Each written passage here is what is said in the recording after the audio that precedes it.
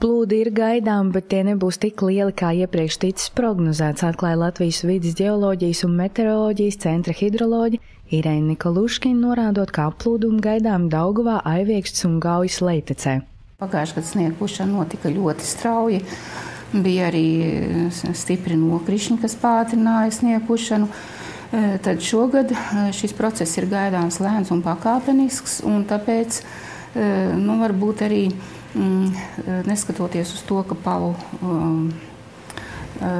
ūdeņu apjoms būs līdzīgs kā pagājušajā gadā vai pat lielāks, tieši palu maksimālie līmeņi varētu būt pat nedaudz zemāki nekā pagājušajā gadā vai līdzīgi kā pagājušajā gadā. Straujāk ūdens līmeņa celšanās Daugavā gaidām 27. un 28. martā, kad varētu sākt iet ledus un iespējami arī ledus sastrēgumi. Savukārt maz ticams, ka aprīļa otrajā pusē ūdens līmenis strauji pazemināsies, kas nozīmē, ka applūdumi tik ātri nepazudīs.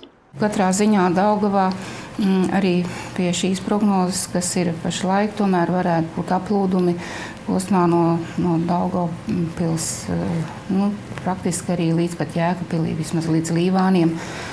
Un arī ledus iešanas gaitā ir tomēr iespējami arī sastrēgumi, kas visticamāk būs kaut kur Aiviekšķes grīvā. Kā norāda hidroloģija, sākotnēji prognozes liecināja, ka sarežģīta situācija varētu veidoties Rīgas līcī, tad jaunākie dati rāda, ka tā ir uzlabojusies, ledus vairāk dreifē un tiek atbīdīts no krasta, kas liecina, ka ledus iešana varētu noritēt sekmīgi.